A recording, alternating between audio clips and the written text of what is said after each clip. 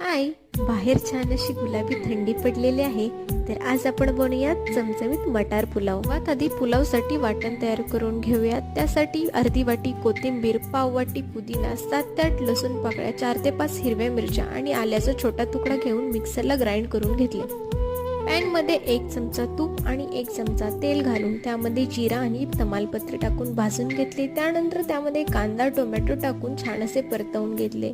नंतर यामध्ये वाटण आणि सोबत मटार टाकून 4 ते 5 मिनिट मसाल्यांमध्ये भाजून घेतले. त्यानंतर यामध्ये भिजवलेला बासमती तांदूळ टाकून तो परतून घेतला आणि त्यामध्ये तांदळाच्या दूध पाणी घालून घेऊयात. त्यानंतर यामध्ये अर्धा चमचा गोडा मसाला, अर्धा चमचा गरम मसाला, चवीनुसार मीठ, थोडीशी साखर आणि अर्धा लिंबाचा रस घालून घेऊयात आणि मंद आचेवर पुलाव 10 ते 12 मिनिट शिजवून घेऊयात. चमचमीत मटार पुलाव तयार आहे.